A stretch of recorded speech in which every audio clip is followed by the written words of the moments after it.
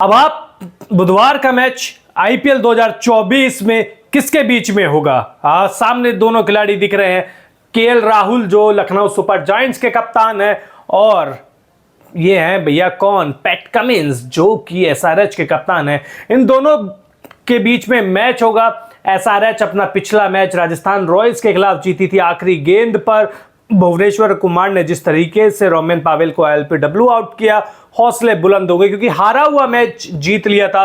वहीं एलएसजी तो भैया पिछला मैच बेहद खराब खेली, 200 से ज्यादा स्कोर खा लिए, उसके बाद फिर इनकी धीमी पारी भी आई। तो ये मैच हैदराबाद के राजीव गांधी क्रिकेट स्टेडियम में खेला जाएगा। तो क्या कहती है यहाँ की pitch report, head to head record क्या कहते हैं, ड्रीम 11 क्या कहती है, वो स्टेडियम के रिकॉर्ड्स पे क्या कहते हैं, चलिए सब कुछ बात कर लेते हैं। लेकिन सबसे पहले बातचीत कर लेते हैं दोनों ही टीमों की प्लेइंग 11 के बारे में। तो एलएसजी की प्लेइंग 11 देखिए, केएल राहुल ने पिछले मैच में बहुत धीमी पारी खेली, 220 से ज्यादा का स्कोर टारगेट कर रहे थे, और धीमी पारी जो कि उसका खामियाजा भुगतना पड़ा क्योंकि पावर प्ले में ही दबाव आ गया था।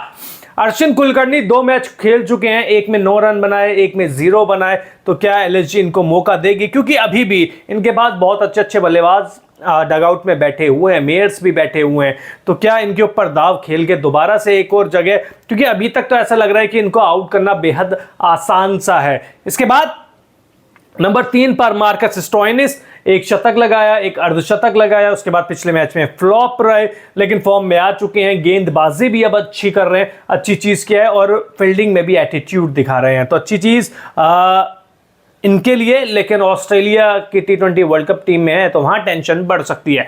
दीपक हुड्डा, सीजन बहुत खराब गया था लेकिन धीरे धीरे फॉर्म में आ रहे हैं। जैसे जैसे सीजन आगे बढ़ता रहा वैसे वैसे इनकी फॉर्म भी आती रही, और अब अच्छी खासी बल्लेबाजी कर रहे हैं। जो गेंद है वो बैट पे बड़ी अच्छी तरीके से आ रही है। निकोलस पूरन देखिए, अब नहीं, इनका बहुत दिन हो गए इनका बल्ला चले हुए, कम से कम 4 या 5 मैच से ये फ्लॉप रहे हैं, और जिसका खामियाजा एलएसजी और केएल राहुल दोनों को भुगतना पड़ा है। क्योंकि पूरन ऐसे खिलाड़ी है जो एक हारा हुआ मैच भी जिता दे, लेकिन इनके बल्ला अब कनेक्ट नहीं कर रहा है। तो इनको अब समझना होगा कि प्लेऑफ में अगर एलएसजी यानी कि लखनऊ को जगह बनानी है तो इनका बल्ला चलना जरूरी है। आयुष बदोनी ज्यादा मौके मिल नहीं रहे, जितने भी मौके मिले कई बार ऊपर भी बल्लेबाजी कराई, वहां पे अच्छा प्रदर्शन किया, लेकिन जब नीचे आते हैं तो 4-5 गेंदें मिलती है, उसमें आप इनको कैसे जज कर लेंगे। कुणाल पांड्या, गेंदबाजी ठीक ठीक हो रही है, बल्लेबाजी इनके लिए डिजास्टर साबित हुआ है इस साल। बेहद खराब प्रदर्शन, ऐसा नहीं है मौके नहीं मिले, मौके मिले हैं, कई बार मौके मिले हैं, लेकिन पहले ये ऑलराउंडर हुआ करते थे, लेकिन इस साल ये एक बॉलर के तौर पर खेल रहे हैं क्योंकि बल्लेबाजी में तो वो दम दिखा नहीं है। एस्टर टर्नर देखिए, पिछले मैच में भी खेले, उससे पहले भी खेले, 2 मैच खेल चुके हैं, लेकिन अब तक ऑस्ट्रेलिया का ये ऑलराउंडर ज्यादा कुछ कमाल नहीं कर पाया है। लेकिन मेरे को एक चीज भी समझ में नहीं आ रही कि केएल राहुल इनसे गेंदबाजी क्यों नहीं करा रहे, क्योंकि ये ठीक ठाक सी गेंदबाजी कर लेते हैं। इसके बाद रवि बिश्नोई, जब ये आईपीएल शुरू होने वाला था उससे पहले T20 वर्ल्ड कप में इनका नाम सबसे पहले था लेग स्पिनर के तौर पर, लेकिन आईपीएल इतना खराब रहा कि अब ये सबसे पीछे हो चुके हैं और T20 वर्ल्ड कप में इनका नाम आया ही नहीं है।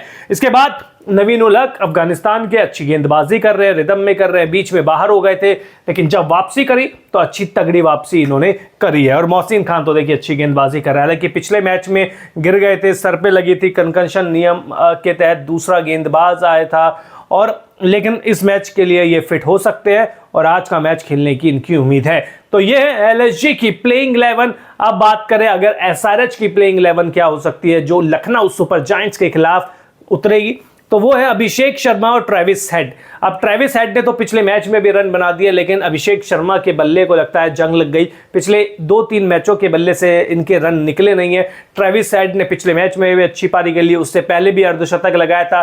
यानी कि जब तेज खेलना होता है तो इनकी स्ट्राइक रेट 250 के करीब होती है, लेकिन जब संभालना होता है तो ये 150-140 की स्ट्राइक रेट से भी बल्लेबाजी कर सकते हैं, जैसा कि इन्होंने मुंबई इंडियंस के खिलाफ किया था। मयंक अग्रवाल पिछले मैच में आए थे, लेकिन कंबोज की गेंद पर आउट हो गए, बोल्ड हो गए, तो खराब फॉर्म की वजह से ये बाहर हुए थे, और अभी भी खराब फॉर्म ने इनका पीछा छोड़ा नहीं है। हेनरिक क्लासन के बल्ले से नहीं रन निकल रहे हैं, आप माने ना माने, अब उस रिदम में नहीं दिख रहे हैं। जब सीजन की शुरुआत हुई थी तब लग रहा था कि हेनरिक क्लासन तोड़ फोड़ कर देंगे, ये कर देंगे, वो कर देंगे, लेकिन 4-5 मैच हो चुके हैं और इनके ऊपर विश्वास अब मेरे को कम होने लगा है।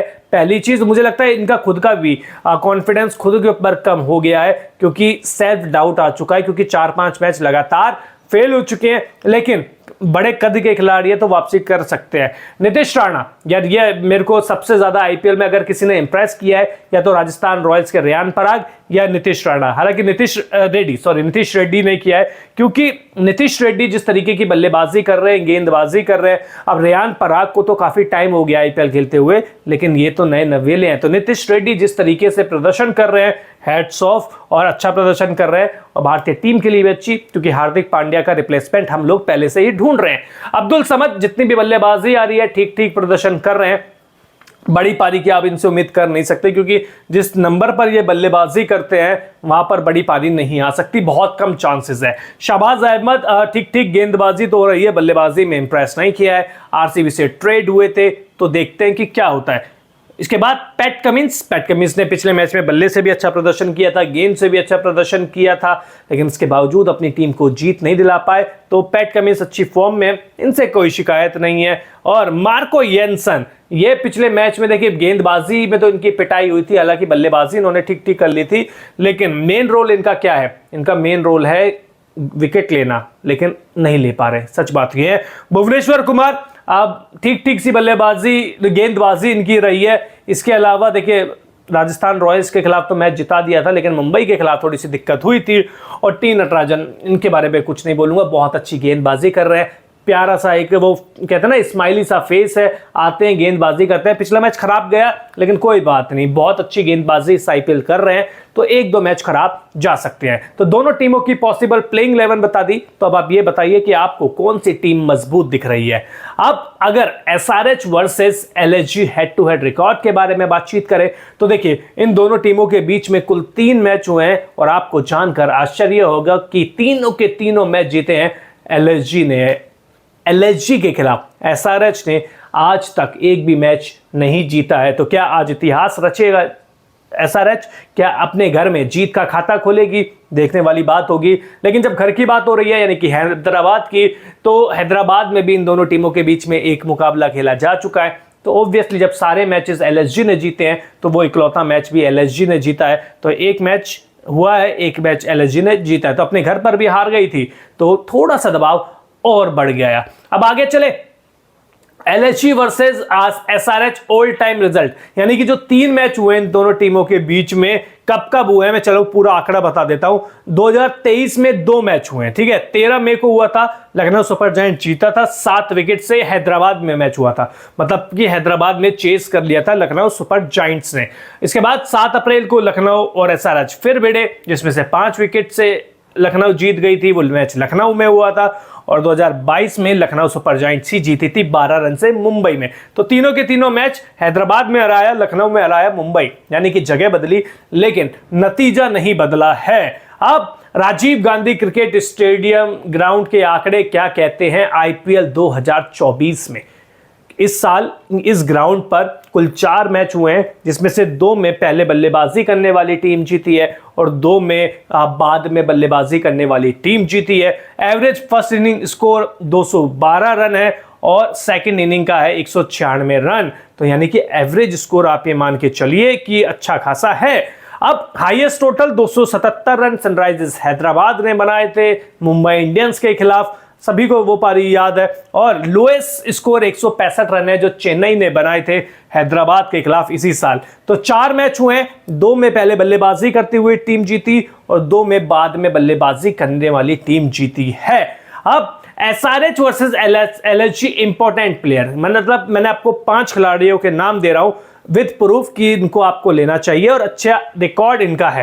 देखिए केएल राहुल आपको हर मैच में तकरीबन 67 से ज्यादा एवरेज पॉइंट, फैंटेसी पॉइंट दे देते हैं। क्योंकि कारण भी मैं बता रहा हूं कि 11 मैच में ये 431 रन बना चुके हैं।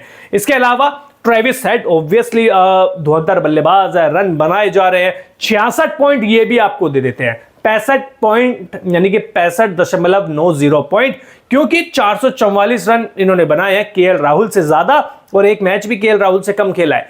इसके बाद मार्कस स्टोइनिस तकरीबन 60 पॉइंट एवरेज फैंटेसी पॉइंट आप दे देते हैं, क्योंकि 4 विकेट भी ले चुके हैं और 352 रन भी बना चुके हैं। इसमें से 124 रन की पारी थी जो चेन्नई के खिलाफ आई थी। हेनरिक क्लासन पॉइंट कम हो गए क्योंकि पिछले कुछ वक्त से चल नहीं रहे, लेकिन जिस दिन चले उस दिन आपको चला देंगे और जिता देंगे।